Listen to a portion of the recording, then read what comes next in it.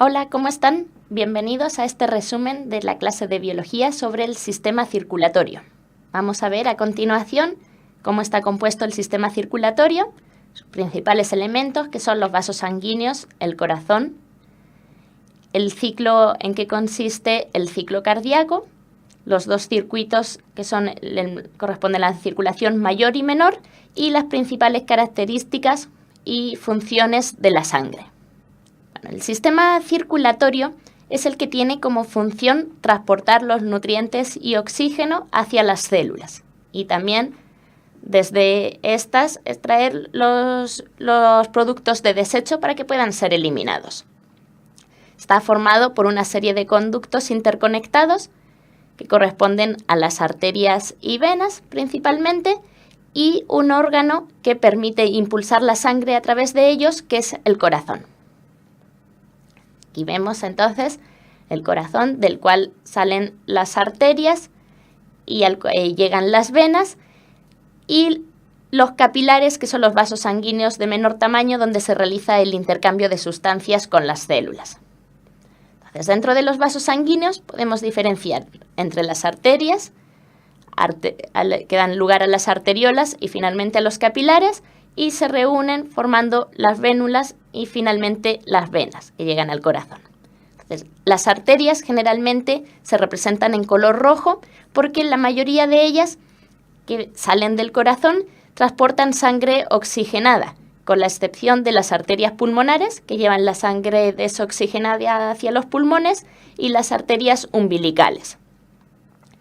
En los capilares, que son los vasos sanguíneos de menor diámetro, se produce el intercambio de sustancias entre la sangre y las células, tanto de nutrientes como de sustancias de desecho y de gases, oxígeno y dióxido de carbono, y las venas que llegan al corazón se representan de color azul porque generalmente transportan sangre desoxigenada, con la excepción de las venas pulmonares, que llevan la sangre oxigenada de vuelta al corazón, y la vena del cordón umbilical. El corazón, que como veíamos anteriormente es el órgano propulsor, se encuentra en la cavidad torácica entre los pulmones, ligeramente desplazado hacia la izquierda, y está formado por 3 capas de tejidos que de afuera hacia adentro son el pericardio, el miocardio, que corresponde a las paredes musculares, y el endocardio. Ahí vemos la ubicación del corazón.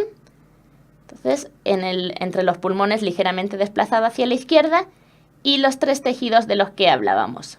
Pericardio más externo, el miocardio, que es el tejido muscular, y el endocardio, que es la membrana más interna.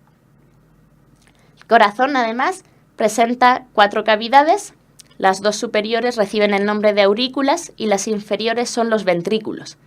Y existe un tabique interventricular que separa la parte derecha de la parte izquierda, que nunca se comunican entre sí.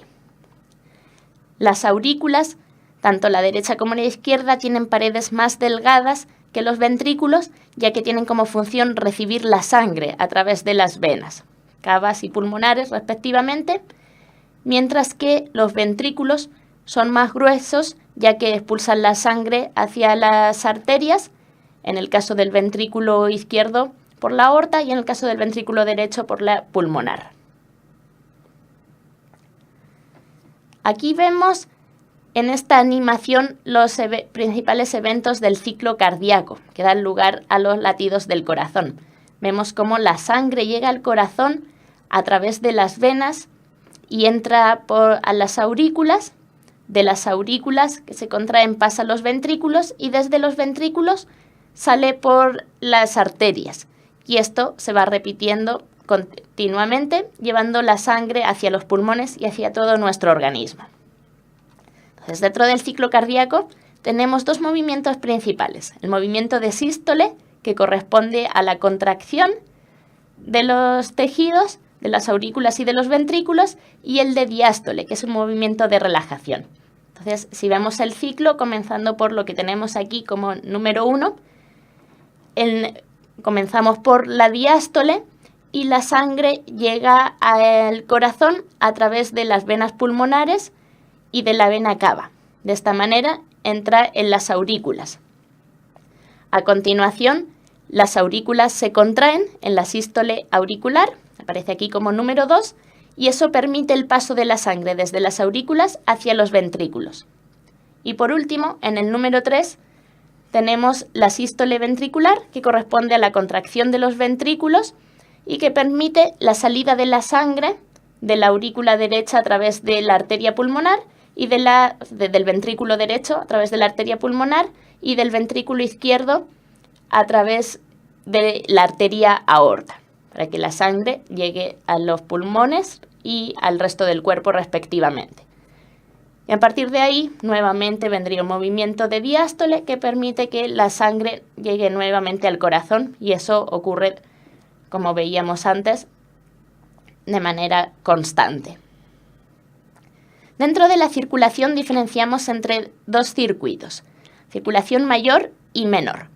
La circulación mayor, que recibe también el nombre de sistémica, es la que tiene como función conducir la sangre limpia y oxigenada, cargada de oxígeno, a todos los rincones de nuestro cuerpo, a todas las células. Entonces, desde el ventrículo izquierdo, en este caso, la sangre oxigenada sale por la arteria aorta y a partir de ahí es distribuida a todo el organismo y finalmente la sangre ya desoxigenada, que ha entregado parte del oxígeno y se ha cargado más de dióxido de carbono, vuelve a través de la aurícula derecha por las venas cavas inferior y superior.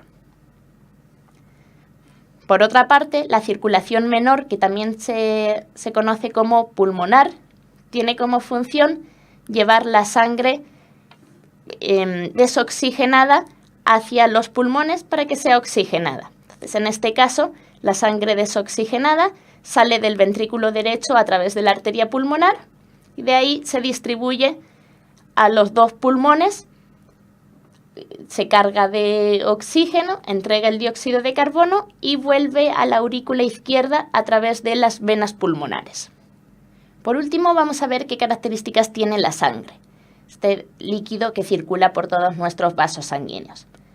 Bueno, la sangre, como ven, está constituida por dos fracciones: el plasma, que corresponde a algo más del 50%, y la fracción que incluye a las células. El plasma está compuesto por el agua, sales minerales y las proteínas plasmáticas de distintos tipos, incluyendo, por ejemplo, los anticuerpos o inmunoglobulinas, mientras que entre las células encontramos los eritrocitos o glóbulos rojos, que tienen como función transportar oxígeno y dióxido de carbono, contienen la hemoglobina, que es la que se une a estos gases, los leucocitos o glóbulos blancos, que son células del sistema inmune, que nos protegen contra los microorganismos patógenos, las plaquetas, que son responsables de la coagulación de la sangre, y encontramos también nutrientes en la sangre que van a ser distribuidos a las células. Entonces, la sangre no solamente cumple una función de transporte de sustancias, transportando los gases, oxígeno, dióxido de carbono, también nutrientes y sustancias de desecho, sino que además tiene una función de regulación, tanto de la temperatura como del pH, es decir, de la acidez, y también de protección, por medio de los mecanismos de defensa relacionados con los leucocitos, que componen el sistema inmune, y la coagulación, cuando tenemos alguna lesión. Bueno, entonces, para terminar, recordemos que el sistema cardiovascular está compuesto por la sangre, que a su vez está formada por el plasma y los elementos figurados, las células, el corazón, que como hemos visto presenta 4 cavidades, 2 aurículas y 2 ventrículos, y los vasos sanguíneos, que son de distinto tipo, las arterias que salen del corazón, que dan lugar a las arteriolas de menor calibre, finalmente a los capilares, donde ocurre el intercambio de sustancias, y estos se reúnen dando lugar a vénulas y por último a venas que llevan la sangre de vuelta hacia el corazón. Bueno, con esto llegamos al final de este resumen y en otra ocasión seguimos con otro tema. Que estén muy bien.